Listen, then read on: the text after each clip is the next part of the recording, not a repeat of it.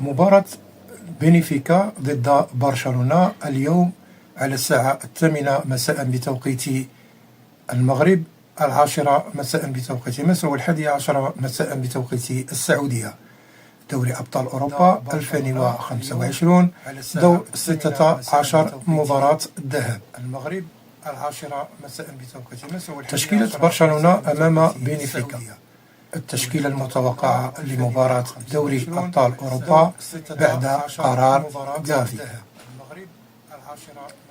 يستأنف برشلونة سعيه نحو النجومية في دوري أبطال أوروبا موسم 2024-2025 بمباراة الذهاب في دور 16 ضد بنفيكا على ملعب دا لوز هذا اليوم، حيث من المفترض أن يفتقد المدرب هانسي فليك لثلاثة لاعبين فقط، ويعاني أندرياس كريستنسن من إصابة جديدة في الساق، ومن المتوقع أن يظل خارج الملاعب حتى أوائل شهر أبريل، بينما لا يزال مارك برنال ومارك أندري تير شتيغن على الطريق الطويل للتعافي من مشاكل الركبة.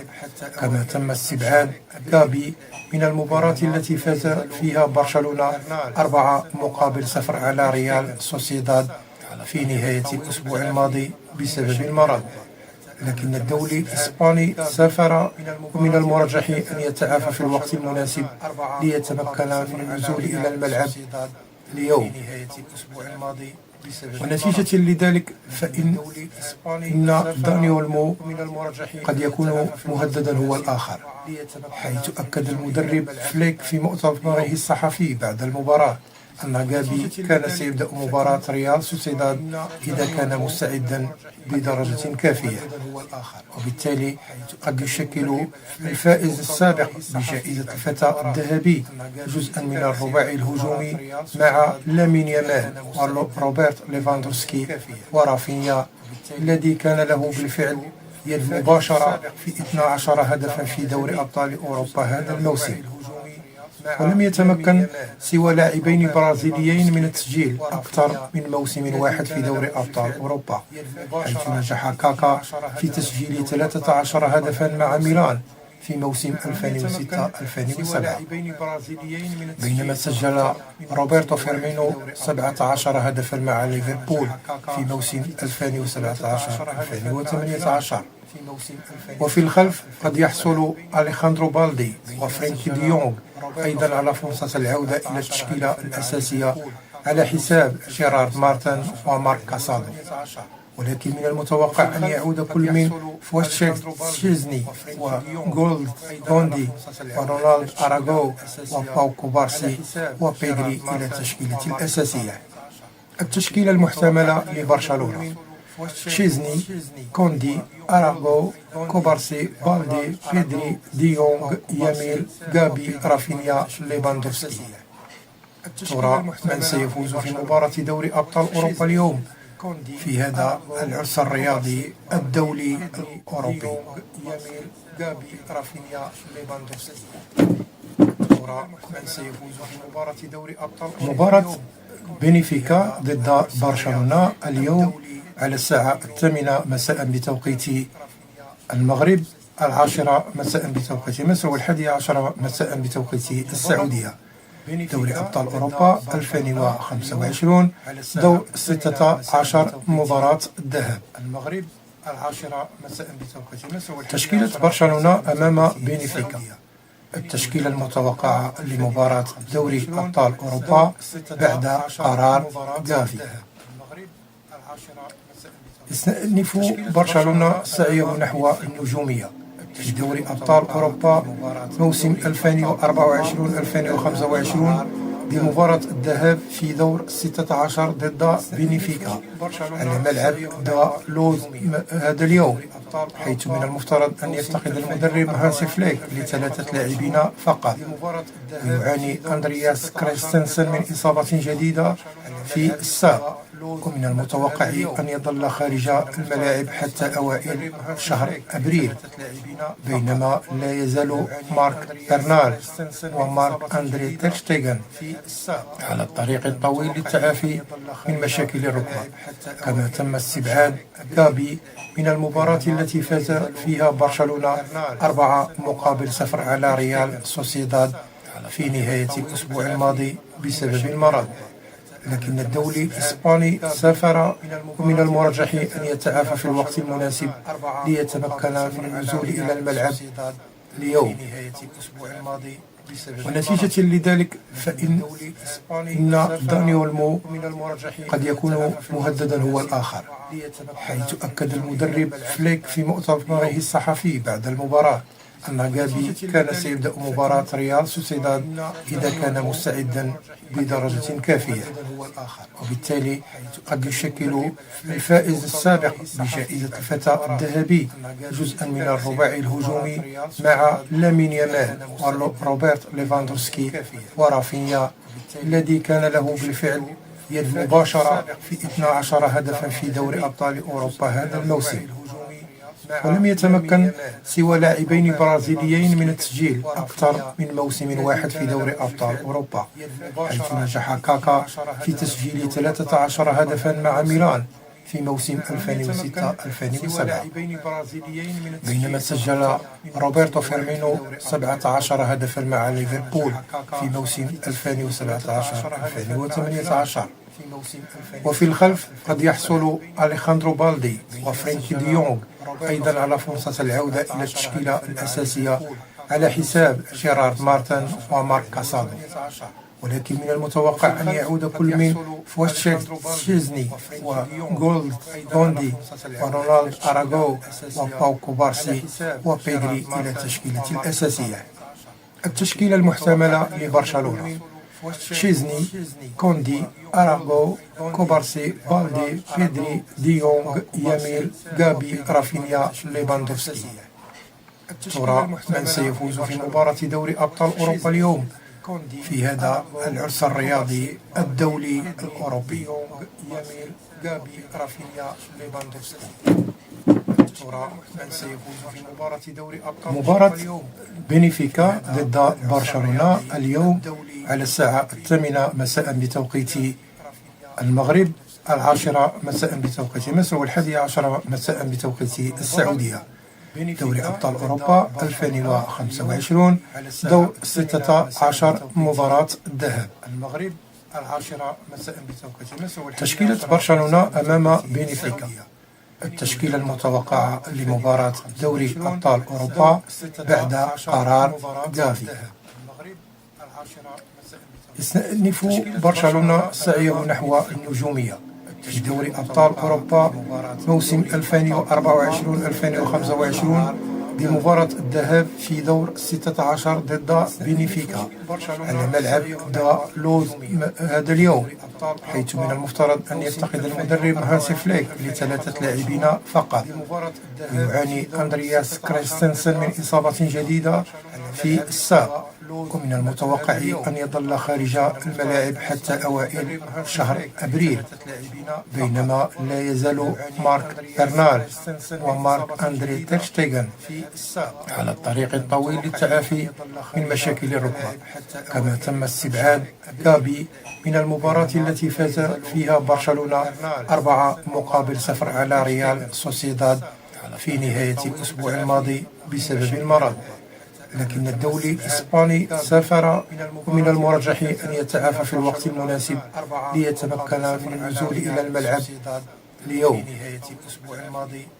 ونتيجة لذلك فإن داني أولمو قد يكون مهددا هو الآخر، حيث أكد المدرب فليك في مؤتمره الصحفي بعد المباراة أن جابي كان سيبدأ مباراة ريال سوسيداد إذا كان مستعدا بدرجة كافية، وبالتالي قد يشكل الفائز السابق بجائزة الفتى الذهبي جزءا من الرباعي الهجومي مع لامين يامال وروبرت ليفاندوفسكي ورافينيا، الذي كان له بالفعل يد مباشرة في 12 هدفا في دوري أبطال أوروبا هذا الموسم. ولم يتمكن سوى لاعبين برازيليين من التسجيل أكثر من موسم واحد في دوري أبطال أوروبا، حيث نجح كاكا في تسجيل 13 هدفا مع ميلان في موسم 2006-2007، بينما سجل روبرتو فيرمينو 17 هدفا مع ليفربول في موسم 2017-2018.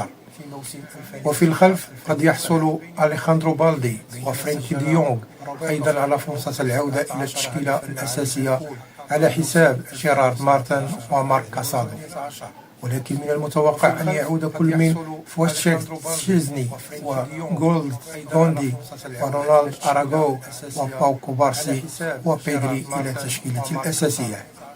التشكيلة المحتملة لبرشلونة: تشيزني، كوندي، أراغو، كوبارسي، بالدي، بيدري، دي يونغ، ياميل، غابي، رافينيا، ليفاندوفسكي. ترى من سيفوز في مباراة دوري أبطال أوروبا اليوم في هذا العرس الرياضي الدولي الأوروبي؟ ياميل، غابي، رافينيا، ليفاندوفسكي. ترى من سيفوز في مباراة دوري أبطال مباراة بنفيكا ضد برشلونة اليوم على الساعة 8 مساء بتوقيت المغرب، 10 مساء بتوقيت مصر، و11 مساء بتوقيت السعودية. دوري أبطال أوروبا 2025 دور 16 مباراة الذهاب، المغرب 10 مساء بتوقيت مصر. تشكيلة برشلونة أمام بنفيكا: التشكيلة المتوقعة لمباراة دوري أبطال أوروبا بعد قرار غافي. يستأنف برشلونة سعيه نحو النجومية في دوري أبطال أوروبا موسم 2024-2025 بمباراة الذهاب في دور 16 ضد بنفيكا على ملعب دا لوز هذا اليوم، حيث من المفترض أن يفتقد المدرب هانسي فليك ل3 لاعبين فقط، ويعاني أندرياس كريستنسن من إصابة جديدة في الساق، ومن المتوقع أن يظل خارج الملاعب حتى أوائل شهر أبريل، بينما لا يزال مارك برنال ومارك أندري تيرشتيغن على الطريق الطويل للتعافي من مشاكل الركبة. كما تم استبعاد غابي من المباراة التي فاز فيها برشلونة 4-0 على ريال سوسيداد في نهاية الأسبوع الماضي بسبب المرض، لكن الدولي الإسباني سافر، ومن المرجح أن يتعافى في الوقت المناسب ليتمكن من النزول إلى الملعب اليوم. ونتيجة لذلك فإن داني أولمو قد يكون مهددا هو الآخر، حيث أكد المدرب فليك في مؤتمره الصحفي بعد المباراة أن غابي كان سيبدأ مباراة ريال سوسيداد إذا كان مستعدا بدرجة كافية، وبالتالي قد يشكل الفائز السابق بجائزة الفتى الذهبي جزءا من الرباعي الهجومي مع لامين يامال وروبرت ليفاندوفسكي ورافينيا، الذي كان له بالفعل يد مباشرة في 12 هدفا في دوري أبطال أوروبا هذا الموسم.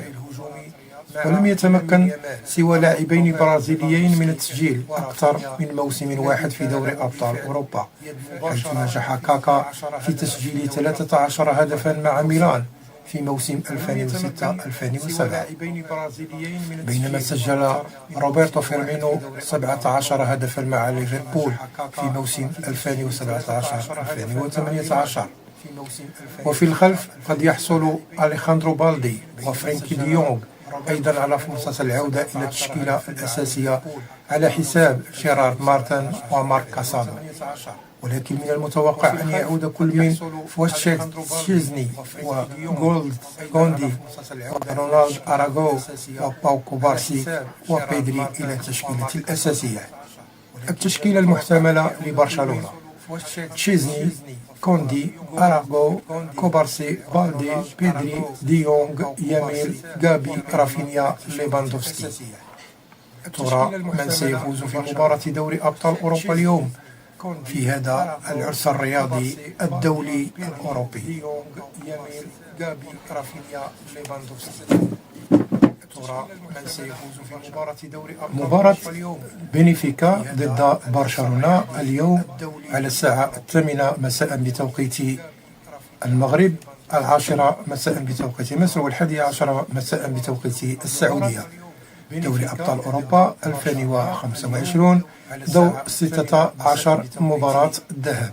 المغرب 10 مساء بتوقيت مصر. تشكيلة برشلونة أمام بنفيكا. التشكيلة المتوقعة لمباراة دوري أبطال أوروبا بعد قرار غافي. يستأنف برشلونة سعيه نحو النجومية في دوري أبطال أوروبا موسم 2024-2025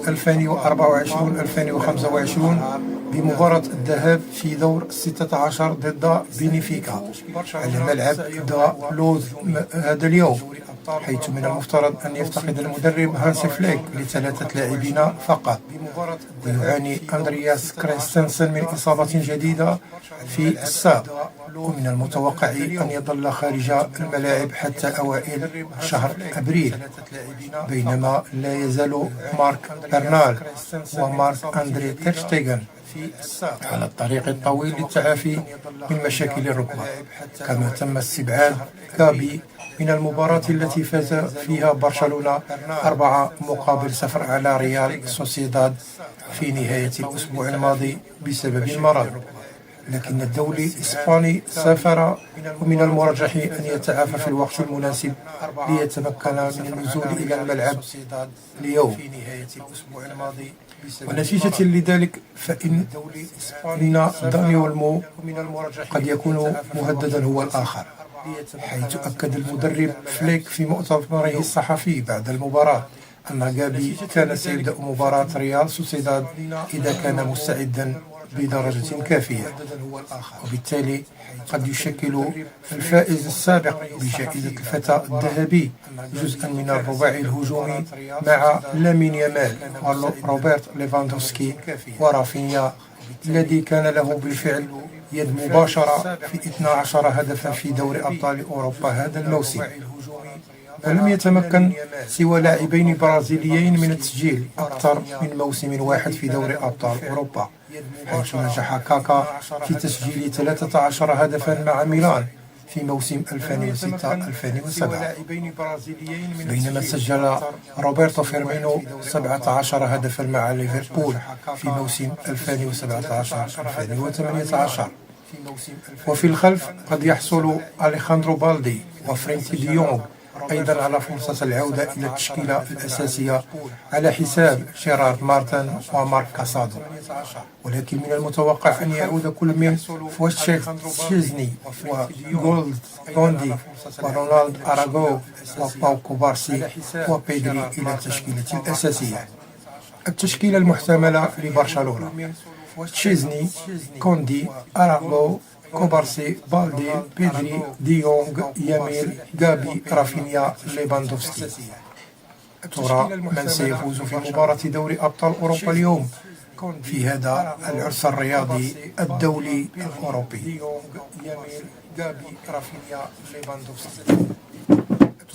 من سيفوز في مباراة دوري أبطال مباراة بنفيكا ضد برشلونة اليوم على الساعة 8 مساء بتوقيت المغرب، 10 مساء بتوقيت مصر، و11 مساء بتوقيت السعودية.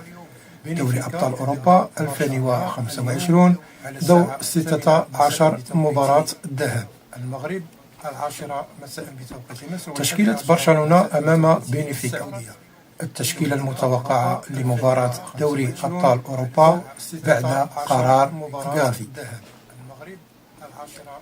يستأنف برشلونة سعيه نحو النجومية في دوري أبطال أوروبا موسم 2024-2025 بمباراة الذهاب في دور 16 ضد بنفيكا على ملعب دا لوز هذا اليوم، حيث من المفترض أن يفتقد المدرب هانسي فليك لثلاثة لاعبين فقط، ويعاني أندرياس كريستنسن من إصابة جديدة في الساق، ومن المتوقع أن يظل خارج الملاعب حتى أوائل شهر أبريل، بينما لا يزال مارك برنال ومارك أندري تيرشتيغن على الطريق الطويل للتعافي من مشاكل الركبة.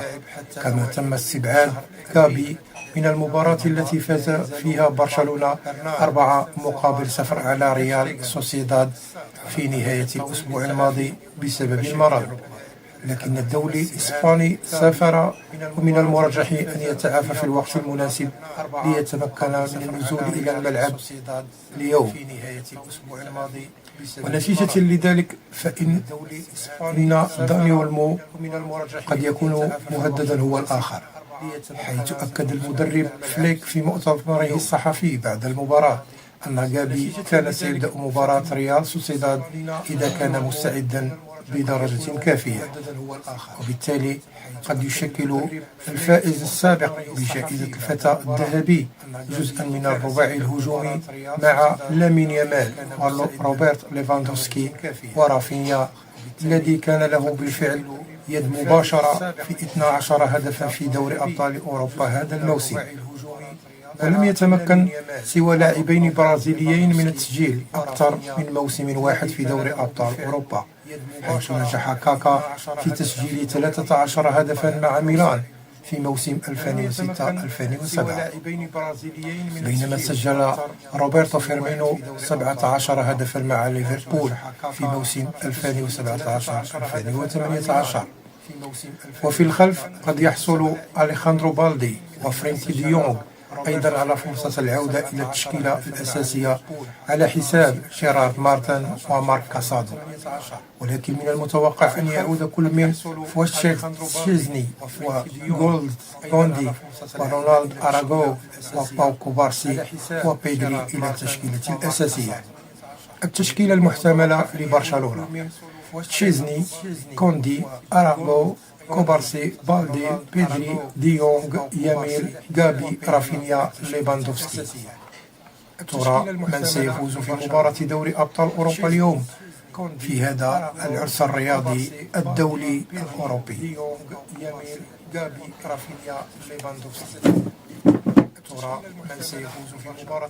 مباراة بنفيكا ضد برشلونة اليوم على الساعة 8 مساء بتوقيت المغرب، 10 مساء بتوقيت مصر، و11 مساء بتوقيت السعودية. دوري أبطال أوروبا 2025 دور 16 مباراة الذهاب. المغرب 10 مساء بتوقيت مصر. تشكيلة برشلونة أمام بنفيكا. التشكيلة المتوقعة لمباراة دوري أبطال أوروبا بعد قرار غافي: يستأنف برشلونة سعيه نحو النجومية في دوري أبطال أوروبا موسم 2024-2025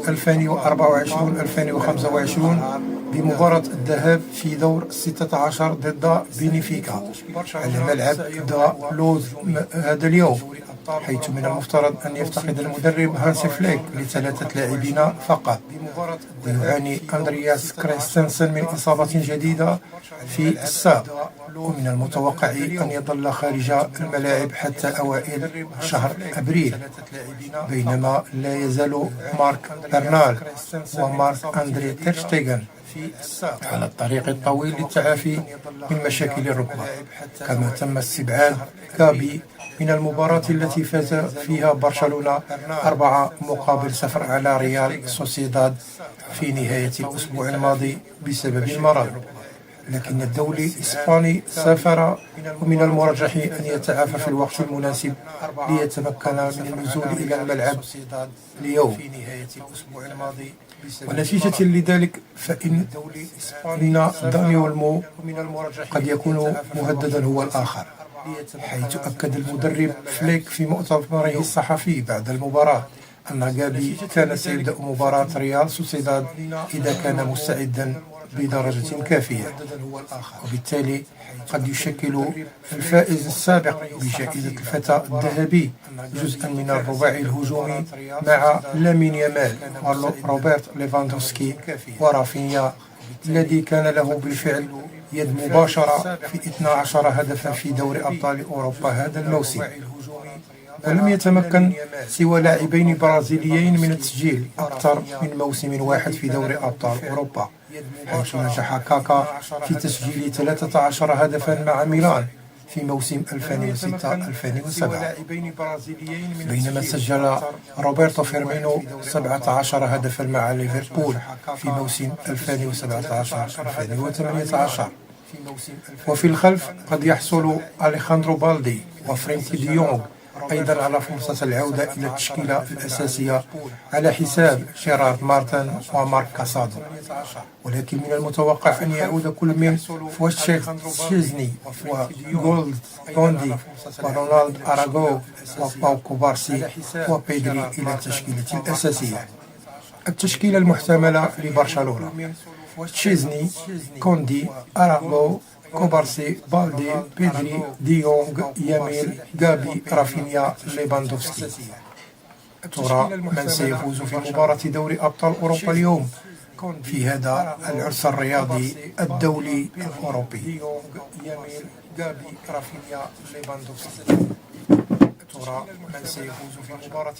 مباراة بنفيكا ضد برشلونة اليوم على الساعة 8 مساء بتوقيت المغرب، 10 مساء بتوقيت مصر، و11 مساء بتوقيت السعودية.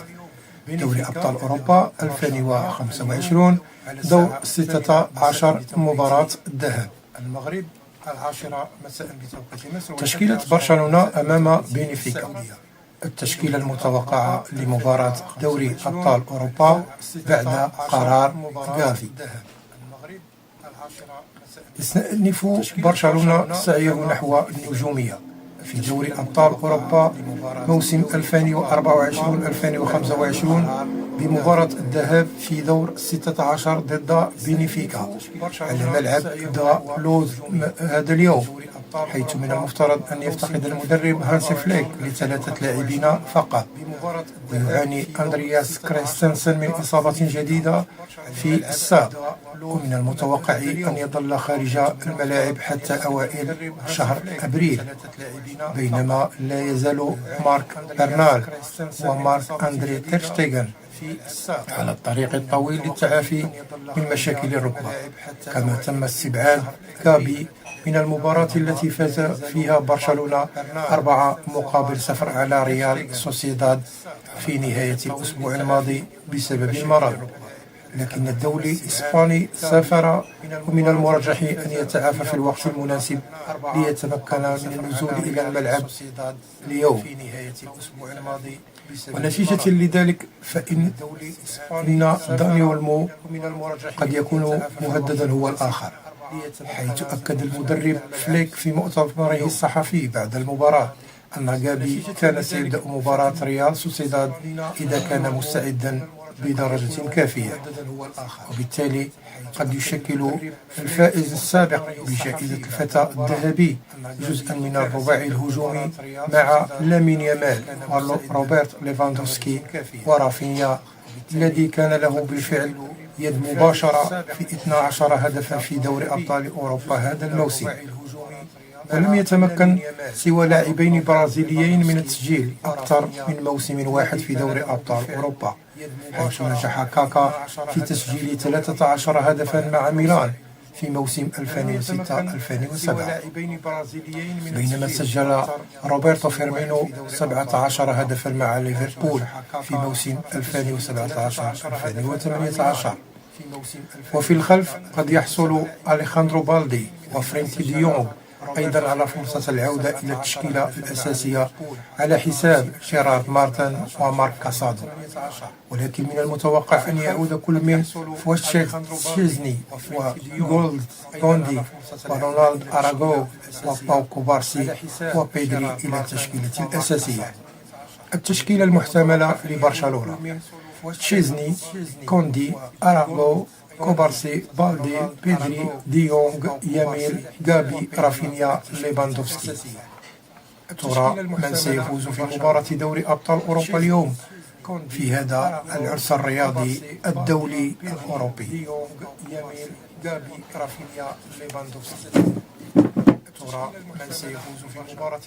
مباراة بنفيكا ضد برشلونة اليوم على الساعة 8 مساء بتوقيت المغرب، 10 مساء بتوقيت مصر، و11 مساء بتوقيت السعودية. دوري أبطال أوروبا 2025 دور 16 مباراة الذهاب. المغرب 10 مساء بتوقيت مصر. تشكيلة برشلونة أمام بينفيكا. التشكيلة المتوقعة لمباراة دوري أبطال أوروبا بعد قرار غافي. يستأنف برشلونة سعيه نحو النجومية في دوري أبطال أوروبا موسم 2024-2025 بمباراة الذهاب في دور 16 ضد بينفيكا على ملعب دا لوز هذا اليوم، حيث من المفترض أن يفتقد المدرب هانسي فليك ل3 لاعبين فقط، ويعاني أندرياس كريستنسن من إصابة جديدة في الساق، ومن المتوقع أن يظل خارج الملاعب حتى أوائل شهر أبريل، بينما لا يزال مارك برنال ومارك أندري تيرشتيغن على الطريق الطويل للتعافي من مشاكل الركبة. كما تم استبعاد غابي من المباراة التي فاز فيها برشلونة 4-0 على ريال سوسيداد في نهاية الأسبوع الماضي بسبب المرض. لكن الدولي الإسباني سافر، ومن المرجح أن يتعافى في الوقت المناسب ليتمكن من النزول إلى الملعب اليوم. ونتيجة لذلك فإن داني أولمو قد يكون مهددا هو الآخر، حيث أكد المدرب فليك في مؤتمره الصحفي بعد المباراة أن غابي كان سيبدأ مباراة ريال سوسيداد إذا كان مستعدا بدرجة كافية، وبالتالي قد يشكل الفائز السابق بجائزة الفتى الذهبي جزءا من الرباعي الهجومي مع لامين يامال وروبرت ليفاندوسكي ورافينيا، الذي كان له بالفعل يد مباشرة في 12 هدفا في دوري أبطال أوروبا هذا الموسم. ولم يتمكن سوى لاعبين برازيليين من التسجيل أكثر من موسم واحد في دوري أبطال أوروبا، حيث نجح كاكا في تسجيل 13 هدفا مع ميلان في موسم 2006-2007، بينما سجل روبرتو فيرمينو 17 هدفا مع ليفربول في موسم 2017-2018. وفي الخلف قد يحصل أليخاندرو بالدي وفرينكي دي يونغ أيضا على فرصة العودة إلى التشكيلة الأساسية على حساب جيرارد مارتن ومارك كاسادو، ولكن من المتوقع أن يعود كل من فوتشيك تشيزني وغولد غوندي ورونالد أراغو وباو كوبارسي وبيدري إلى التشكيلة الأساسية. التشكيلة المحتملة لبرشلونة: تشيزني، كوندي، أراغو، كوبارسي، بالدي، بيدري، دي يونغ، ياميل، غابي، رافينيا، ليفاندوفسكي. ترى من سيفوز في مباراة دوري أبطال أوروبا اليوم في هذا العرس الرياضي الدولي الأوروبي؟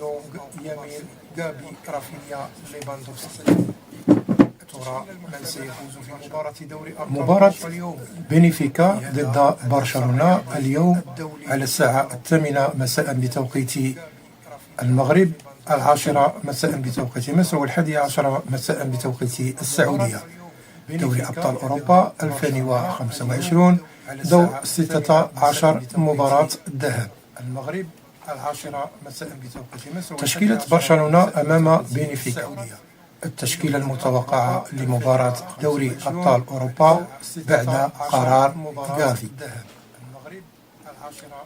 يستأنف برشلونة سعيه نحو النجومية في دوري أبطال أوروبا موسم 2024-2025 بمباراة الذهاب في دور 16 ضد بينفيكا على ملعب دا لوز هذا اليوم، حيث من المفترض أن يفتقد المدرب هانسي فليك ل3 لاعبين فقط، ويعاني أندرياس كريستنسن من إصابة جديدة في الساق، ومن المتوقع أن يظل خارج الملاعب حتى أوائل شهر أبريل، بينما لا يزال مارك برنال ومارك أندري تيرشتيغن على الطريق الطويل للتعافي من مشاكل الركبة. كما تم استبعاد غابي من المباراة التي فاز فيها برشلونة 4-0 على ريال سوسيداد في نهاية الأسبوع الماضي بسبب المرض. لكن الدولي الإسباني سافر، ومن المرجح أن يتعافى في الوقت المناسب ليتمكن من النزول إلى الملعب اليوم.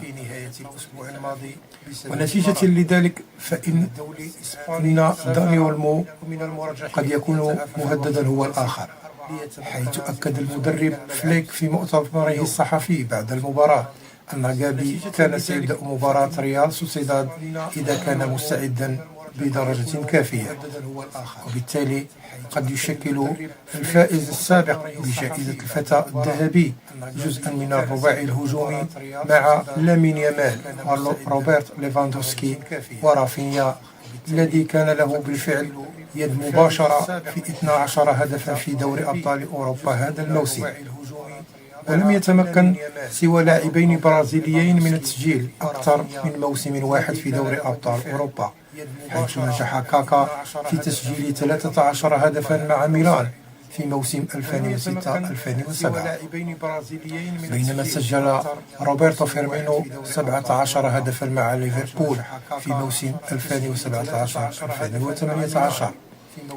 وفي الخلف قد يحصل أليخاندرو بالدي وفرينكي دي يونغ أيضا على فرصة العودة إلى التشكيلة الأساسية على حساب جيرارد مارتن ومارك كاسادو، ولكن من المتوقع أن يعود كل من فوتشيك تشيزني وغولد كوندي ورونالد أراغو وباو كوبارسي وبيدري إلى التشكيلة الأساسية. التشكيلة المحتملة لبرشلونة: تشيزني، كوندي، أراغو، كوبارسي، بالدي، بيدري، دي يونغ، ياميل، غابي، رافينيا، ليفاندوفسكي. ترى من سيفوز في مباراة دوري أبطال أوروبا اليوم في هذا العرس الرياضي الدولي الأوروبي؟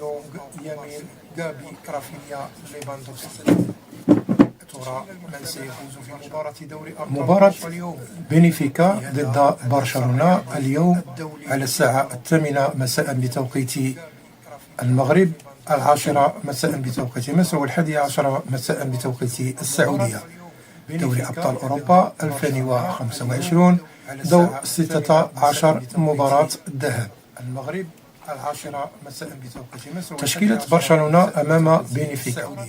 التشكيلة المتوقعة لمباراة دوري أبطال أوروبا بعد قرار غافي: يستأنف برشلونة سعيه نحو النجومية في دوري أبطال أوروبا موسم 2024-2025 بمباراة الذهاب في دور 16 ضد بنفيكا على ملعب دا لوز هذا اليوم، حيث من المفترض أن يفتقد المدرب هانسي فليك ل3 لاعبين فقط، ويعاني أندرياس كريستنسن من إصابة جديدة في الساق، ومن المتوقع أن يظل خارج الملاعب حتى أوائل شهر أبريل، بينما لا يزال مارك برنال ومارك أندري تيرشتيغن على الطريق الطويل للتعافي من مشاكل الركبة. كما تم استبعاد غابي من المباراة التي فاز فيها برشلونة 4-0 على ريال سوسيداد في نهاية الأسبوع الماضي بسبب المرض. لكن الدولي الإسباني سافر، ومن المرجح أن يتعافى في الوقت المناسب ليتمكن من النزول إلى الملعب اليوم. ونتيجة لذلك فإن داني أولمو قد يكون مهددا هو الآخر، حيث أكد المدرب فليك في مؤتمره الصحفي بعد المباراة أن غابي كان سيبدأ مباراة ريال سوسيداد إذا كان مستعدا بدرجة كافية، وبالتالي قد يشكل الفائز السابق بجائزة الفتى الذهبي جزءا من الرباعي الهجومي مع لامين يامال وروبرت ليفاندوسكي ورافينيا، الذي كان له بالفعل يد مباشرة في 12 هدفا في دوري أبطال أوروبا هذا الموسم. ولم يتمكن سوى لاعبين برازيليين من التسجيل أكثر من موسم واحد في دوري أبطال أوروبا، حيث نجح كاكا في تسجيل 13 هدفا مع ميلان في موسم 2006-2007، بينما سجل روبرتو فيرمينو 17 هدفا مع ليفربول في موسم 2017-2018. وفي الخلف قد يحصل أليخاندرو بالدي وفرينكي ديونغ أيضا على فرصة العودة إلى التشكيلة الأساسية على حساب جيرارد مارتن ومارك كاسادو. ولكن من المتوقع أن يعود كل من فوتشيك تشيزني وغولد غوندي ورونالد أراغو وباو كوبارسي وبيدري إلى التشكيلة الأساسية. التشكيلة المحتملة لبرشلونة: تشيزني، كوندي، أراغو، كوبارسي، بالدي، بيدري، ديونغ، ياميل، غابي، رافينيا، ليفاندوفسكي.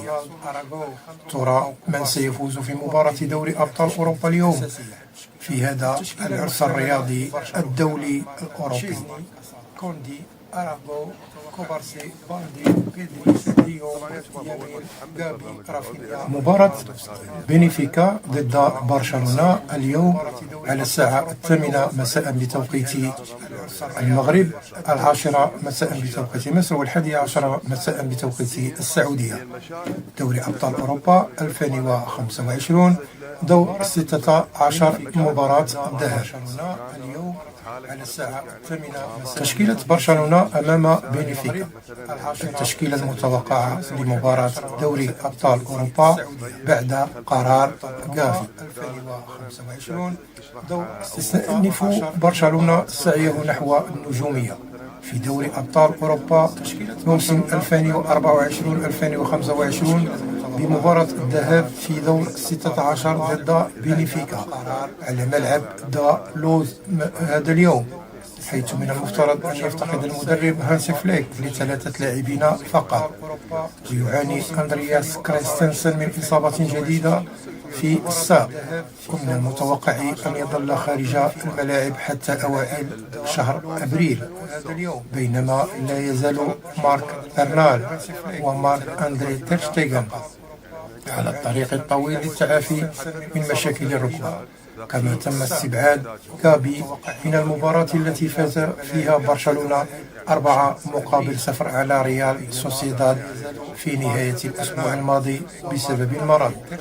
لكن الدولي الإسباني سافر، ومن المرجح أن يتعافى في الوقت المناسب ليتمكن من النزول إلى الملعب اليوم. ونتيجة لذلك فإن داني أولمو قد يكون مهددا هو الآخر، حيث أكد المدرب فليك في مؤتمره الصحفي بعد المباراة أن غابي كان سيبدأ مباراة ريال سوسيداد إذا كان مستعدا بدرجة كافية، وبالتالي قد يشكل الفائز السابق بجائزة الفتى الذهبي جزءا من الرباعي الهجومي مع لامين يامال وروبرت ليفاندوفسكي ورافينيا، الذي كان له بالفعل يد مباشرة في 12 هدفا في دوري أبطال أوروبا هذا الموسم. ولم يتمكن سوى لاعبين برازيليين من التسجيل أكثر من موسم واحد في دوري أبطال أوروبا، حيث نجح كاكا في تسجيل 13 هدفا مع ميلان في موسم 2006-2007، بينما سجل روبرتو فيرمينو 17 هدفا مع ليفربول في موسم 2017-2018. وفي الخلف قد يحصل أليخاندرو بالدي وفرينكي ديونغ أيضا على فرصة العودة إلى التشكيلة الأساسية على حساب جيرارد مارتن ومارك كاسادو. ولكن من المتوقع أن يعود كل من فوتشيك تشيزني وغولد غوندي ورونالد أراغو وباو كوبارسي وبيدري إلى التشكيلة الأساسية. التشكيلة المحتملة لبرشلونة: تشيزني، كوندي، أراغو، كوبارسي، بالدي، بيدري، ديونغ، ياميل، غابي، رافينيا، ليفاندوفسكي. ترى من سيفوز في مباراة دوري أبطال أوروبا اليوم في هذا العرس الرياضي الدولي الأوروبي؟ كوندي، أراغو، كوبارسي، بالدي، بيدري، ديونغ، ياميل، غابي، رافينيا. مباراة بنفيكا ضد برشلونة اليوم على الساعة 8 مساء بتوقيت المغرب، 10 مساء بتوقيت مصر، 11 مساء بتوقيت السعودية. دوري أبطال أوروبا 2025 دور 16 مباراة الذهاب. تشكيلة برشلونة أمام بنفيكا. التشكيلة المتوقعة لمباراة دوري أبطال أوروبا بعد قرار غافي. يستأنف برشلونة سعيه نحو النجومية في دوري أبطال أوروبا موسم 2024-2025 بمباراة الذهاب في دور 16 ضد بنفيكا على ملعب دا لوز هذا اليوم، حيث من المفترض أن يفتقد المدرب هانسي فليك ل3 لاعبين فقط، ويعاني أندرياس كريستنسن من إصابة جديدة في الساق، ومن المتوقع أن يظل خارج الملاعب حتى أوائل شهر أبريل، بينما لا يزال مارك برنال ومارك أندري تيرشتيغن على الطريق الطويل للتعافي من مشاكل الركبة. كما تم استبعاد غابي من المباراة التي فاز فيها برشلونة 4-0 على ريال سوسيداد في نهاية الأسبوع الماضي بسبب المرض، لكن الدولي الإسباني سافر، ومن المرجح أن يتعافى في الوقت المناسب ليتمكن من النزول إلى الملعب اليوم.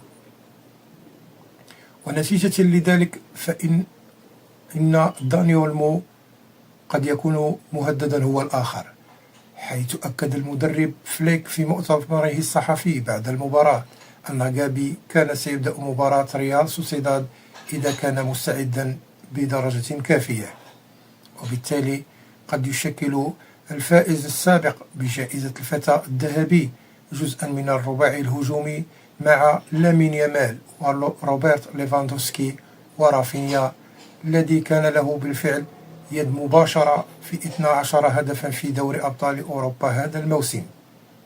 ولم يتمكن سوى لاعبين برازيليين من التسجيل أكثر من موسم واحد في دوري أبطال أوروبا، حيث نجح كاكا في تسجيل 13 هدفا مع ميلان في موسم 2006-2007، بينما سجل روبرتو فيرمينو 17 هدفا مع ليفربول في موسم 2017-2018. وفي الخلف قد يحصل أليخاندرو بالدي وفرينكي ديونغ أيضا على فرصة العودة إلى التشكيلة الأساسية على حساب جيرارد مارتن ومارك كاسادو، ولكن من المتوقع أن يعود كل من فواتشيك تشيزني وغوندي ورونالد أراغو وباو كوبارسي وبيدري إلى التشكيلة الأساسية. التشكيلة المحتملة لبرشلونة: تشيزني، كوندي، أراغو، كوبارسي، بالدي، بيدري، ديونغ، ياميل، غابي، رافينيا، ليفاندوفسكي. ترى من سيفوز في مباراة دوري أبطال أوروبا اليوم في هذا العرس الرياضي الدولي الأوروبي؟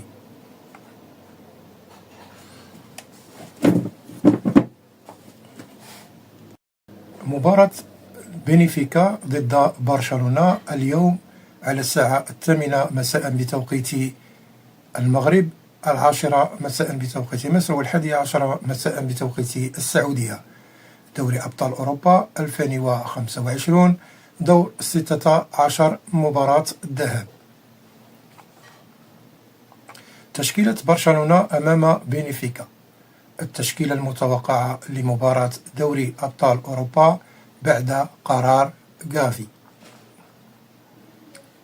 يستأنف برشلونة سعيه نحو النجومية في دوري أبطال أوروبا موسم 2024-2025 بمباراة الذهاب في دور 16 ضد بنفيكا على ملعب دا لوز هذا اليوم، حيث من المفترض أن يفتقد المدرب هانسي فليك ل3 لاعبين فقط، ويعاني أندرياس كريستنسن من إصابة جديدة في الساق، ومن المتوقع أن يظل خارج الملاعب حتى أوائل شهر أبريل، بينما لا يزال مارك برنال ومارك أندري تيرشتيغن على الطريق الطويل للتعافي من مشاكل الركبة. كما تم استبعاد غابي من المباراة التي فاز فيها برشلونة 4-0 على ريال سوسيداد في نهاية الأسبوع الماضي بسبب المرض، لكن الدولي الإسباني سافر، ومن المرجح أن يتعافى في الوقت المناسب ليتمكن من النزول إلى الملعب اليوم. ونتيجة لذلك إن داني أولمو قد يكون مهددا هو الآخر، حيث أكد المدرب فليك في مؤتمره الصحفي بعد المباراة أن غابي كان سيبدأ مباراة ريال سوسيداد إذا كان مستعدا بدرجة كافية، وبالتالي قد يشكل الفائز السابق بجائزة الفتى الذهبي جزءا من الرباعي الهجومي مع لامين يامال وروبرت ليفاندوفسكي ورافينيا، الذي كان له بالفعل يد مباشرة في 12 هدفا في دوري أبطال أوروبا هذا الموسم. ولم يتمكن سوى لاعبين برازيليين من التسجيل أكثر من موسم واحد في دوري أبطال أوروبا، حيث نجح كاكا في تسجيل 13 هدفا مع ميلان في موسم 2006-2007، بينما سجل روبرتو فيرمينو 17 هدفا مع ليفربول في موسم 2017-2018. وفي الخلف قد يحصل أليخاندرو بالدي وفرينكي دي يونغ أيضا على فرصة العودة إلى التشكيلة الأساسية على حساب جيرارد مارتن ومارك كاسادو، ولكن من المتوقع أن يعود كل من فوتشيك تشيزني وغوندي ورونالد أراغو وباو كوبارسي وبيدري إلى التشكيلة الأساسية. التشكيلة المحتملة لبرشلونة: تشيزني، كوندي، أراغو، كوبارسي، بالدي، بيدري، دي يونغ، ياميل، غابي، رافينيا، ليفاندوفسكي. ترى من سيفوز في مباراة دوري أبطال أوروبا اليوم في هذا العرس الرياضي الدولي الأوروبي؟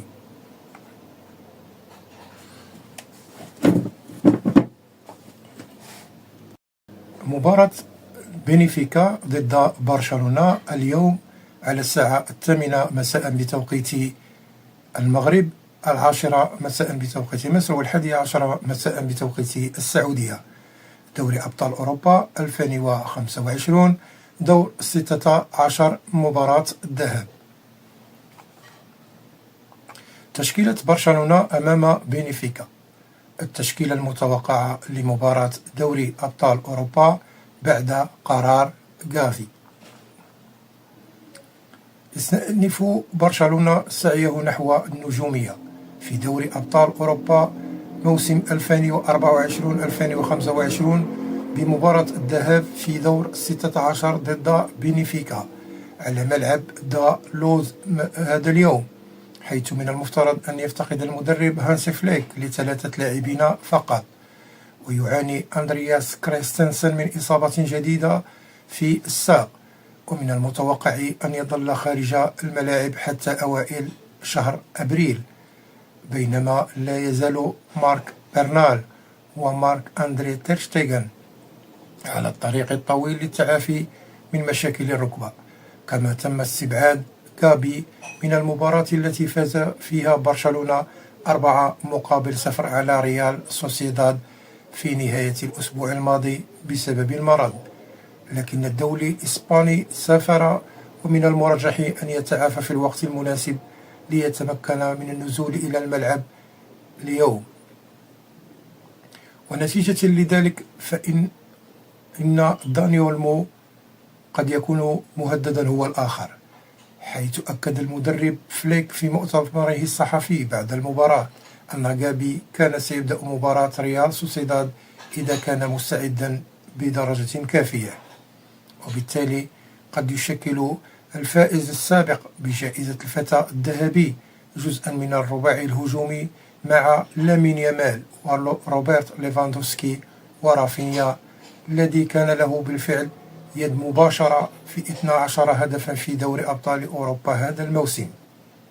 ولم يتمكن سوى لاعبين برازيليين من التسجيل أكثر من موسم واحد في دوري أبطال أوروبا، حيث نجح كاكا في تسجيل 13 هدفا مع ميلان في موسم 2006-2007، بينما سجل روبرتو فيرمينو 17 هدفا مع ليفربول في موسم 2017-2018.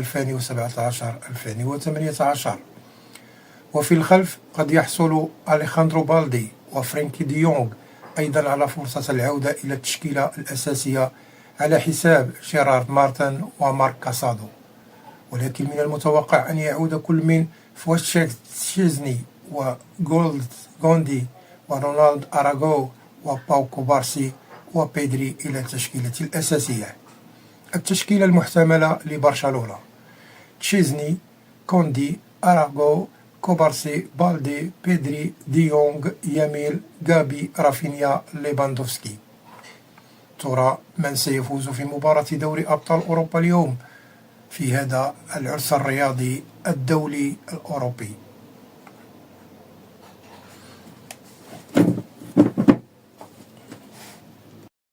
مباراة بنفيكا ضد برشلونة اليوم على الساعة 8 مساء بتوقيت المغرب، 10 مساء بتوقيت مصر، 11 مساء بتوقيت السعودية.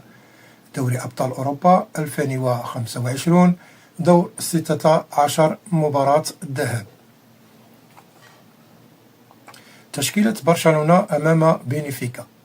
التشكيلة المتوقعة لمباراة دوري أبطال أوروبا بعد قرار غافي: يستأنف برشلونة سعيه نحو النجومية في دوري أبطال أوروبا موسم 2024-2025 بمباراة الذهاب في دور 16 ضد بنفيكا على ملعب دا لوز هذا اليوم، حيث من المفترض أن يفتقد المدرب هانسي فليك ل3 لاعبين فقط، ويعاني أندرياس كريستنسن من إصابة جديدة في الساق، ومن المتوقع أن يظل خارج الملاعب حتى أوائل شهر أبريل، بينما لا يزال مارك برنال ومارك أندري تيرشتيغن على الطريق الطويل للتعافي من مشاكل الركبة. كما تم استبعاد غابي من المباراة التي فاز فيها برشلونة 4-0 على ريال سوسيداد في نهاية الأسبوع الماضي بسبب المرض، لكن الدولي الإسباني سافر، ومن المرجح أن يتعافى في الوقت المناسب ليتمكن من النزول إلى الملعب اليوم. ونتيجة لذلك فإن داني أولمو قد يكون مهددا هو الآخر، حيث أكد المدرب فليك في مؤتمره الصحفي بعد المباراة أن غابي كان سيبدأ مباراة ريال سوسيداد إذا كان مستعدا بدرجة كافية، وبالتالي قد يشكل الفائز السابق بجائزة الفتى الذهبي جزءا من الرباعي الهجومي مع لامين يامال وروبرت ليفاندوفسكي ورافينيا، الذي كان له بالفعل يد مباشرة في 12 هدفا في دوري أبطال أوروبا هذا الموسم.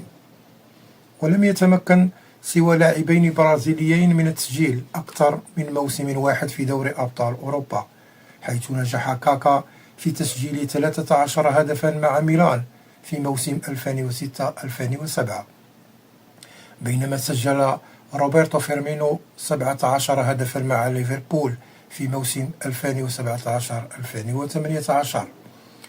وفي الخلف قد يحصل أليخاندرو بالدي وفرينكي ديونغ أيضا على فرصة العودة إلى التشكيلة الأساسية على حساب جيرارد مارتن ومارك كاسادو، ولكن من المتوقع أن يعود كل من فواتشيك تشيزني وجولد غوندي ورونالد أراغو وباو كوبارسي وبيدري إلى التشكيلة الأساسية. التشكيلة المحتملة لبرشلونة: تشيزني، كوندي، أراغو، كوبارسي، بالدي، بيدري، ديونغ، ياميل، غابي، رافينيا، ليفاندوفسكي. ترى من سيفوز في مباراة دوري أبطال أوروبا اليوم في هذا العرس الرياضي الدولي الأوروبي؟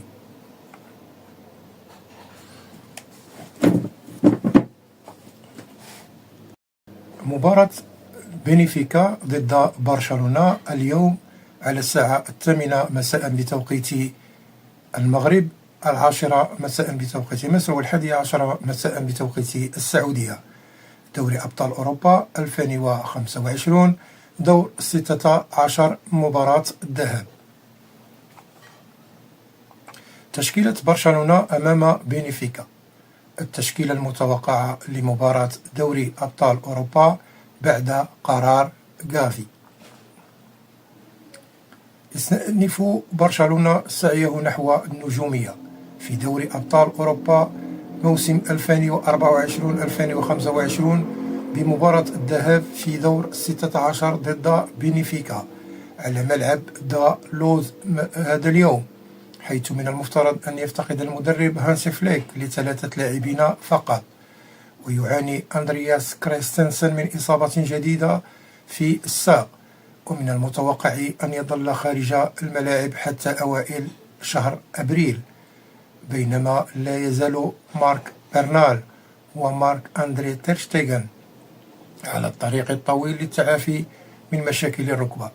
كما تم استبعاد غابي من المباراة التي فاز فيها برشلونة 4-0 على ريال سوسيداد في نهاية الأسبوع الماضي بسبب المرض، لكن الدولي الإسباني سافر، ومن المرجح أن يتعافى في الوقت المناسب ليتمكن من النزول إلى الملعب اليوم.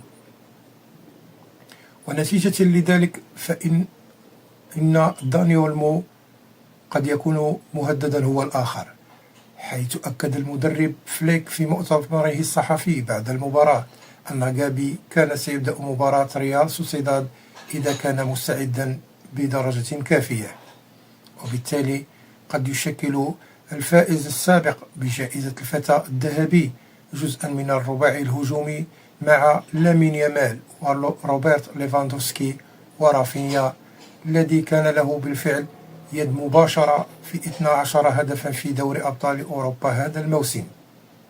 ولم يتمكن سوى لاعبين برازيليين من التسجيل أكثر من موسم واحد في دوري أبطال أوروبا، حيث نجح كاكا في تسجيل 13 هدفا مع ميلان في موسم 2006-2007، بينما سجل روبرتو فيرمينو 17 هدفا مع ليفربول في موسم 2017-2018. وفي الخلف قد يحصل أليخاندرو بالدي وفرينكي ديونغ أيضا على فرصة العودة إلى التشكيلة الأساسية على حساب جيرارد مارتن ومارك كاسادو، ولكن من المتوقع أن يعود كل من فواتشيك تشيزني وغوندي ورونالد أراغو وباو كوبارسي وبيدري إلى التشكيلة الأساسية. التشكيلة المحتملة لبرشلونة: تشيزني، كوندي، أراغو، كوبارسي، بالدي، بيدري، ديونغ، ياميل، غابي، رافينيا، ليفاندوفسكي. ترى من سيفوز في مباراة دوري أبطال أوروبا اليوم في هذا العرس الرياضي الدولي الأوروبي؟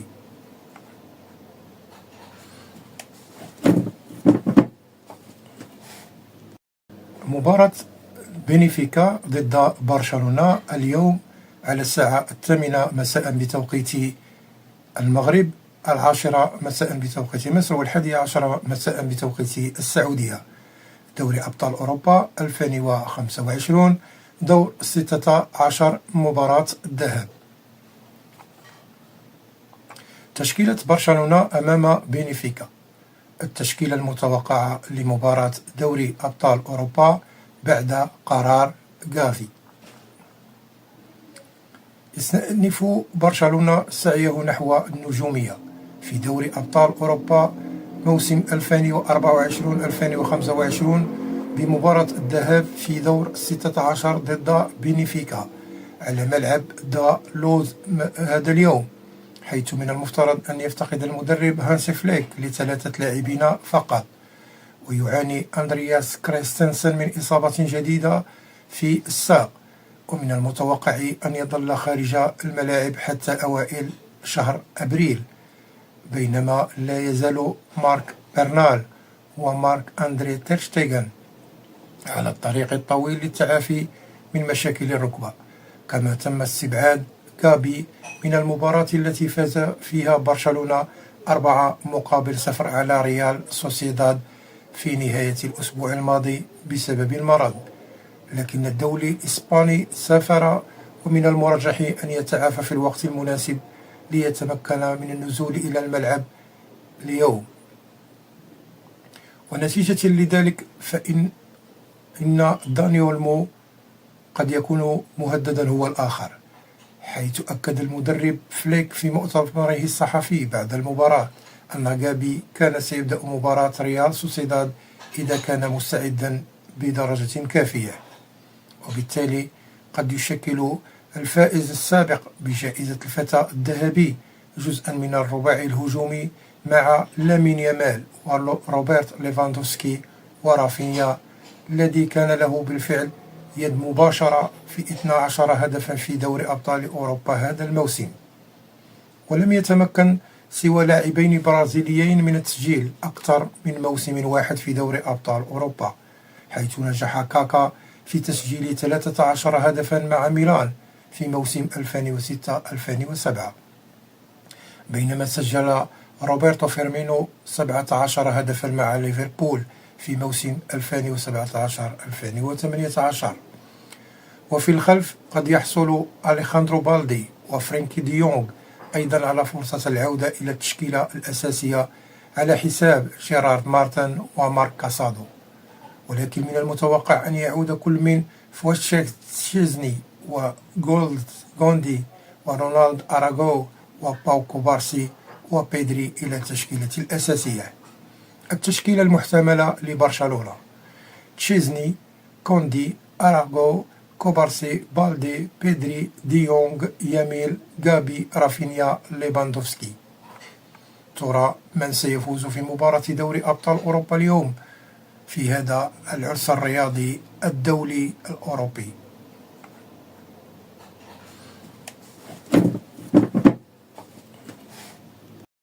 مباراة بنفيكا ضد برشلونة اليوم على الساعة 8 مساء بتوقيت المغرب، 10 مساء بتوقيت مصر، 11 مساء بتوقيت السعودية. دوري أبطال أوروبا 2025 دور 16 مباراة الذهاب. تشكيلة برشلونة أمام بنفيكا. التشكيلة المتوقعة لمباراة دوري أبطال أوروبا بعد قرار غافي: يستأنف برشلونة سعيه نحو النجومية في دوري أبطال أوروبا موسم 2024-2025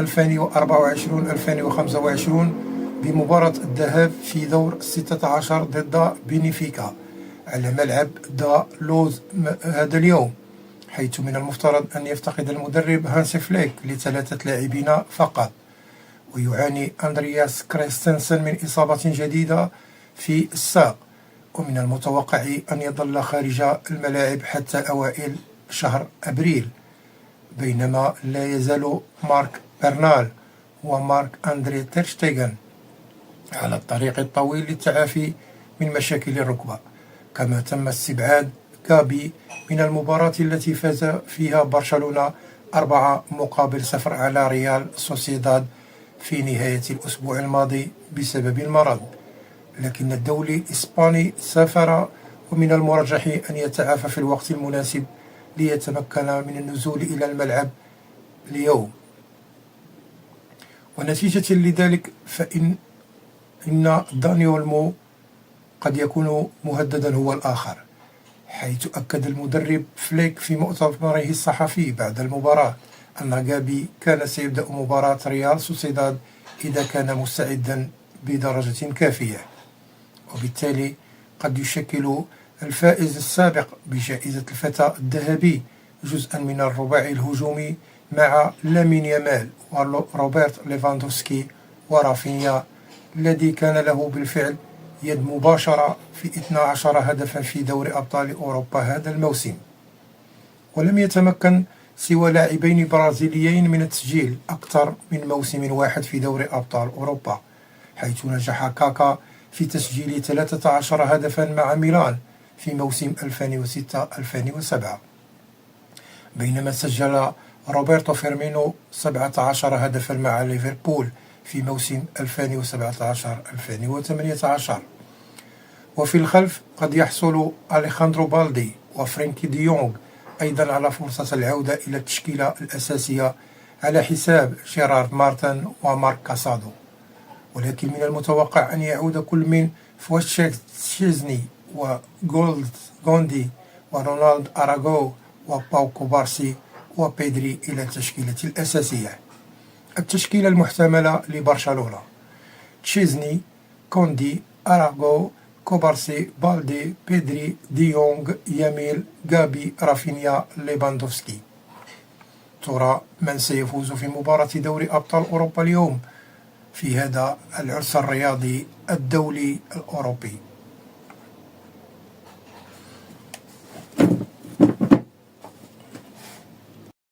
مباراة بنفيكا ضد برشلونة اليوم على الساعة 8 مساء بتوقيت المغرب، 10 مساء بتوقيت مصر، و11 مساء بتوقيت السعودية. دوري أبطال أوروبا 2025، دور 16 مباراة الذهاب. تشكيلة برشلونة أمام بنفيكا. التشكيلة المتوقعة لمباراة دوري أبطال أوروبا بعد قرار غافي. يستأنف برشلونة سعيه نحو النجومية في دوري أبطال أوروبا موسم 2024-2025 بمباراة الذهاب في دور 16 ضد بنفيكا على ملعب دا لوز هذا اليوم، حيث من المفترض أن يفتقد المدرب هانسي فليك ل3 لاعبين فقط، ويعاني أندرياس كريستنسن من إصابة جديدة في الساق، ومن المتوقع أن يظل خارج الملاعب حتى أوائل شهر أبريل، بينما لا يزال مارك برنال ومارك أندري تيرشتيغن على الطريق الطويل للتعافي من مشاكل الركبة. كما تم استبعاد غابي من المباراة التي فاز فيها برشلونة 4-0 على ريال سوسيداد في نهاية الأسبوع الماضي بسبب المرض، لكن الدولي الإسباني سافر، ومن المرجح أن يتعافى في الوقت المناسب ليتمكن من النزول إلى الملعب اليوم. ونتيجة لذلك فإن داني أولمو قد يكون مهددا هو الآخر، حيث أكد المدرب فليك في مؤتمره الصحفي بعد المباراة أن غابي كان سيبدأ مباراة ريال سوسيداد إذا كان مستعدا بدرجة كافية، وبالتالي قد يشكل الفائز السابق بجائزة الفتى الذهبي جزءا من الرباعي الهجومي مع لامين يامال وروبرت ليفاندوفسكي ورافينيا، الذي كان له بالفعل يد مباشرة في 12 هدفا في دوري أبطال أوروبا هذا الموسم. ولم يتمكن سوى لاعبين برازيليين من التسجيل أكثر من موسم واحد في دوري أبطال أوروبا، حيث نجح كاكا في تسجيل 13 هدفا مع ميلان في موسم 2006-2007، بينما سجل روبرتو فيرمينو 17 هدفا مع ليفربول في موسم 2017-2018. وفي الخلف قد يحصل أليخاندرو بالدي وفرينكي ديونغ أيضا على فرصة العودة إلى التشكيلة الأساسية على حساب جيرارد مارتن ومارك كاسادو، ولكن من المتوقع أن يعود كل من فوتشيك تشيزني وغوندي ورونالد أراغو وباو كوبارسي وبيدري إلى التشكيلة الأساسية. التشكيلة المحتملة لبرشلونة: تشيزني، كوندي، أراغو، كوبارسي، بالدي، بيدري، ديونغ، ياميل، غابي، رافينيا، ليفاندوفسكي. ترى من سيفوز في مباراة دوري أبطال أوروبا اليوم في هذا العرس الرياضي الدولي الأوروبي؟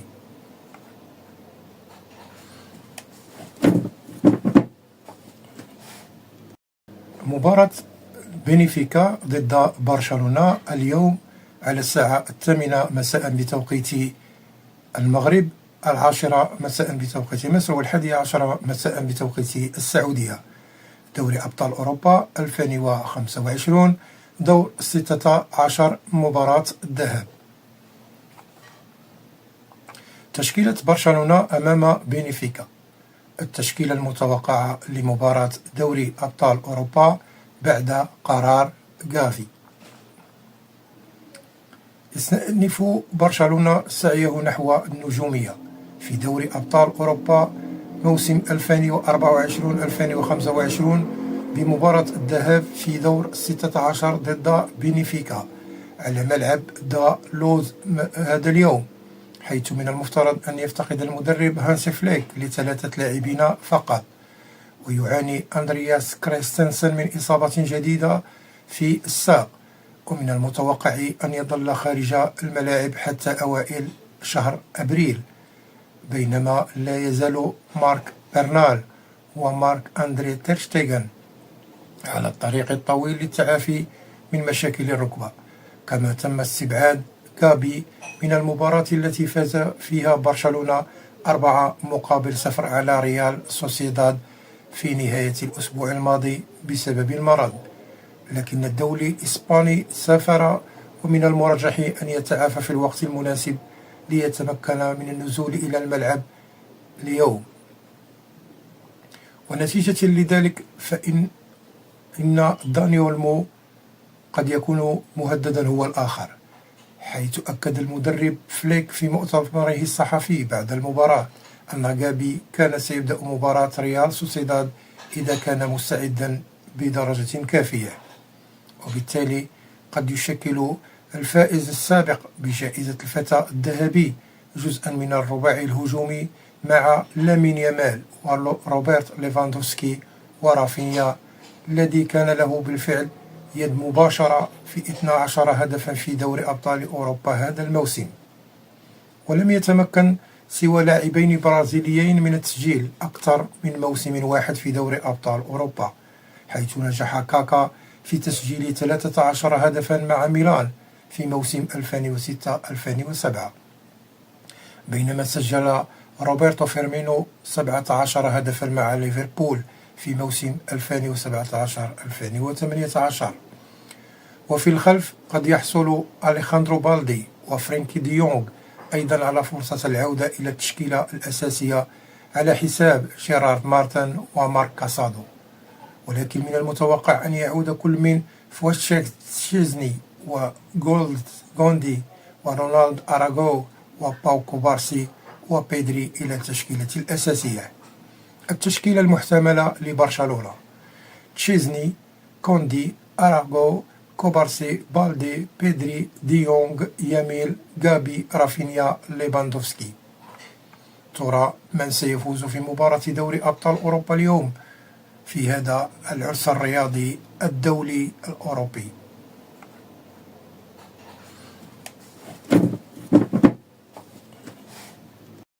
مباراة بنفيكا ضد برشلونة اليوم على الساعة 8 مساء بتوقيت المغرب، 10 مساء بتوقيت مصر، و11 مساء بتوقيت السعودية. دوري أبطال أوروبا 2025 دور 16 مباراة الذهاب. تشكيلة برشلونة أمام بنفيكا. التشكيلة المتوقعة لمباراة دوري أبطال أوروبا بعد قرار غافي: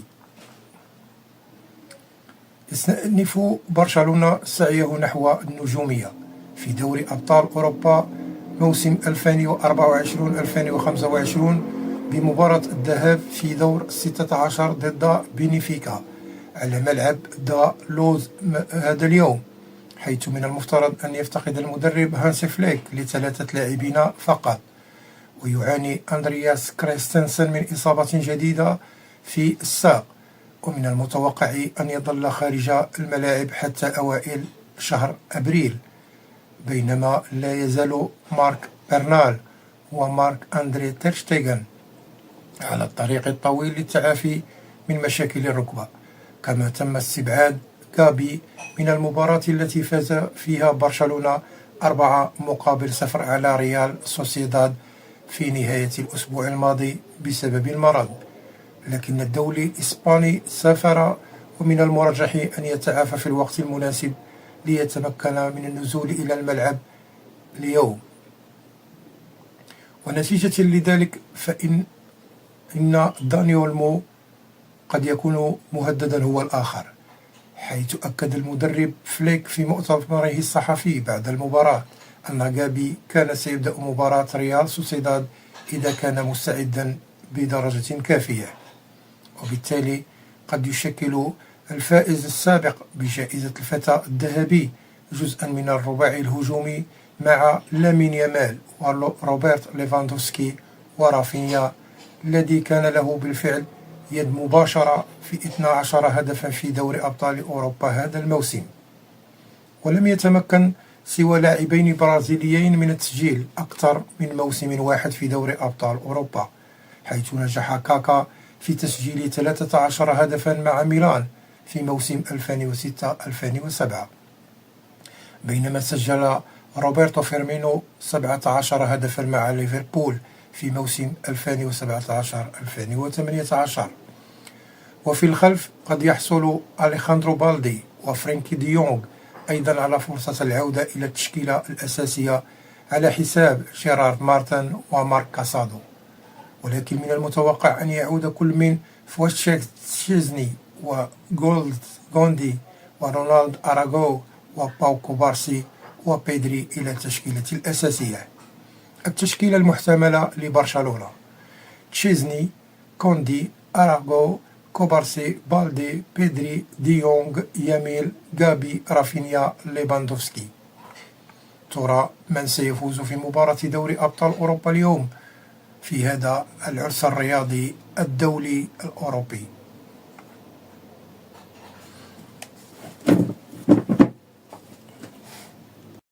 مباراة بنفيكا ضد برشلونة اليوم على الساعة 8 مساء بتوقيت المغرب، 10 مساء بتوقيت مصر، و11 مساء بتوقيت السعودية.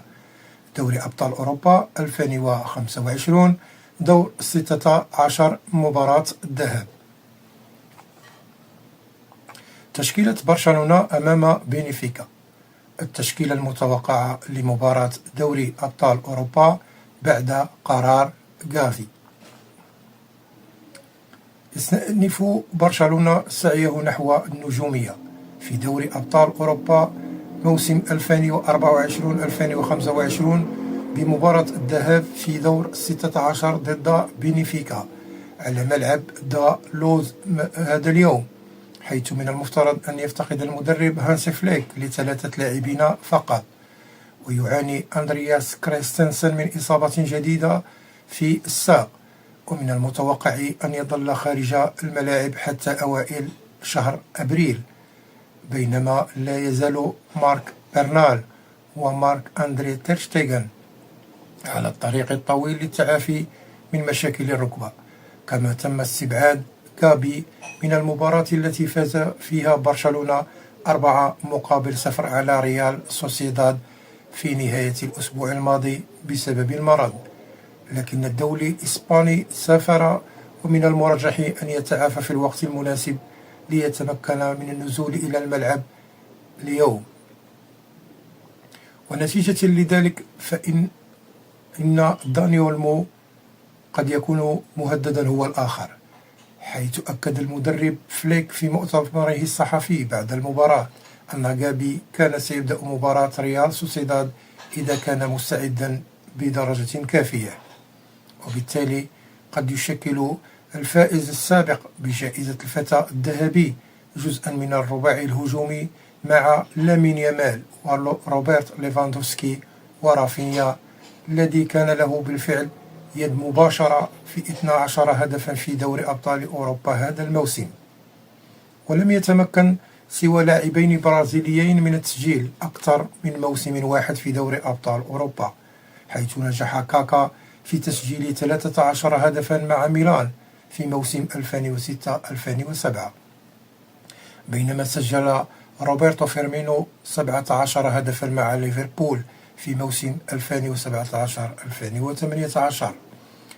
وفي الخلف قد يحصل أليخاندرو بالدي وفرينكي دي يونغ أيضا على فرصة العودة إلى التشكيلة الأساسية على حساب جيرارد مارتن ومارك كاسادو، ولكن من المتوقع أن يعود كل من فواتشيك تشيزني وغوندي ورونالد أراغو وباو كوبارسي وبيدري إلى التشكيلة الأساسية.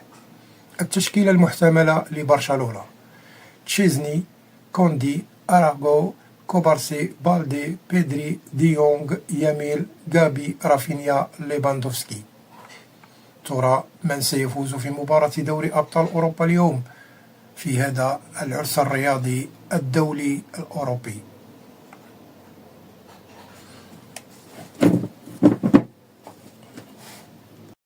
مباراة بنفيكا ضد برشلونة اليوم على الساعة 8 مساء بتوقيت المغرب، 10 مساء بتوقيت مصر، و11 مساء بتوقيت السعودية.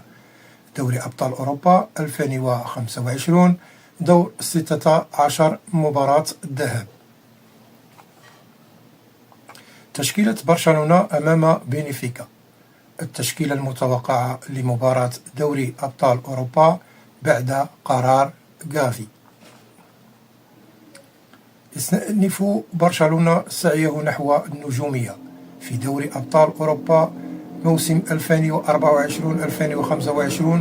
بمباراة الذهاب في دور 16 ضد بنفيكا على ملعب دا لوز هذا اليوم، حيث من المفترض أن يفتقد المدرب هانسي فليك ل3 لاعبين فقط، ويعاني أندرياس كريستنسن من إصابة جديدة في الساق، ومن المتوقع أن يظل خارج الملاعب حتى أوائل شهر أبريل، بينما لا يزال مارك برنال ومارك أندري تيرشتيغن على الطريق الطويل للتعافي من مشاكل الركبة. كما تم استبعاد غابي من المباراة التي فاز فيها برشلونة 4-0 على ريال سوسيداد في نهاية الأسبوع الماضي بسبب المرض، لكن الدولي الإسباني سافر، ومن المرجح أن يتعافى في الوقت المناسب ليتمكن من النزول إلى الملعب اليوم. ونتيجة لذلك فإن داني أولمو قد يكون مهددا هو الآخر، حيث أكد المدرب فليك في مؤتمره الصحفي بعد المباراة أن غابي كان سيبدأ مباراة ريال سوسيداد إذا كان مستعدا بدرجة كافية، وبالتالي قد يشكل الفائز السابق بجائزة الفتى الذهبي جزءا من الرباعي الهجومي مع لامين يامال وروبرت ليفاندوفسكي ورافينيا، الذي كان له بالفعل يد مباشرة في 12 هدفا في دوري أبطال أوروبا هذا الموسم. ولم يتمكن سوى لاعبين برازيليين من التسجيل أكثر من موسم واحد في دوري أبطال أوروبا، حيث نجح كاكا في تسجيل 13 هدفا مع ميلان في موسم 2006-2007، بينما سجل روبرتو فيرمينو 17 هدفا مع ليفربول في موسم 2017-2018. وفي الخلف قد يحصل أليخاندرو بالدي وفرينكي ديونغ أيضا على فرصة العودة إلى التشكيلة الأساسية على حساب جيرارد مارتن ومارك كاسادو، ولكن من المتوقع أن يعود كل من فواتشيك تشيزني وغوندي ورونالد أراغو وباو كوبارسي وبيدري إلى التشكيلة الأساسية.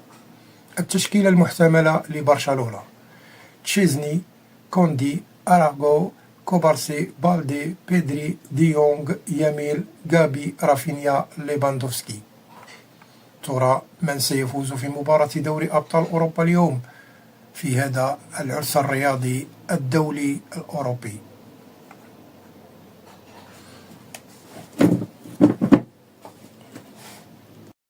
مباراة بنفيكا ضد برشلونة اليوم على الساعة 8 مساء بتوقيت المغرب، 10 مساء بتوقيت مصر، و11 مساء بتوقيت السعودية. دوري أبطال أوروبا 2025 دور 16 مباراة الذهاب. تشكيلة برشلونة أمام بنفيكا. التشكيلة المتوقعة لمباراة دوري أبطال أوروبا بعد قرار غافي. يستأنف برشلونة سعيه نحو النجومية في دوري أبطال أوروبا موسم 2024-2025 بمباراة الذهاب في دور 16 ضد بنفيكا على ملعب دا لوز هذا اليوم، حيث من المفترض أن يفتقد المدرب هانسي فليك ل3 لاعبين فقط، ويعاني أندرياس كريستنسن من إصابة جديدة في الساق، ومن المتوقع أن يظل خارج الملاعب حتى أوائل شهر أبريل، بينما لا يزال مارك برنال ومارك أندري تيرشتيغن على الطريق الطويل للتعافي من مشاكل الركبة. كما تم استبعاد غابي من المباراة التي فاز فيها برشلونة 4-0 على ريال سوسيداد في نهاية الأسبوع الماضي بسبب المرض. لكن الدولي الإسباني سافر، ومن المرجح أن يتعافى في الوقت المناسب ليتمكن من النزول إلى الملعب اليوم.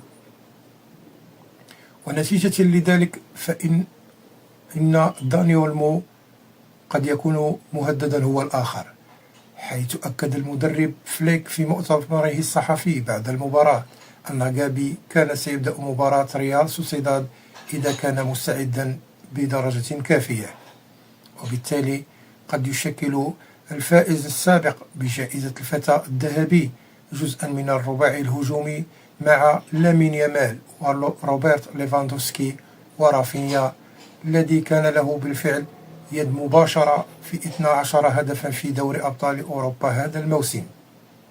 ولم يتمكن سوى لاعبين برازيليين من التسجيل أكثر من موسم واحد في دوري أبطال أوروبا، حيث نجح كاكا في تسجيل 13 هدفا مع ميلان في موسم 2006-2007، بينما سجل روبرتو فيرمينو 17 هدفا مع ليفربول في موسم 2017-2018. وفي الخلف قد يحصل أليخاندرو بالدي وفرينكي ديونغ أيضا على فرصة العودة إلى التشكيلة الأساسية على حساب جيرارد مارتن ومارك كاسادو، ولكن من المتوقع أن يعود كل من فوتشيك تشيزني وغوندي ورونالد أراغو وباو كوبارسي وبيدري إلى التشكيلة الأساسية. التشكيلة المحتملة لبرشلونة: تشيزني، كوندي، أراغو، كوبارسي، بالدي، بيدري، ديونغ، ياميل، غابي، رافينيا، ليفاندوفسكي.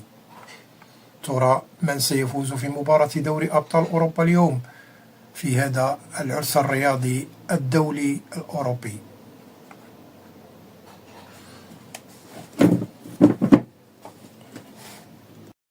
مباراة بنفيكا ضد برشلونة اليوم على الساعة 8 مساء بتوقيت المغرب، 10 مساء بتوقيت مصر، 11 مساء بتوقيت السعودية. دوري أبطال أوروبا 2025 دور 16 مباراة الذهاب. تشكيلة برشلونة أمام بنفيكا.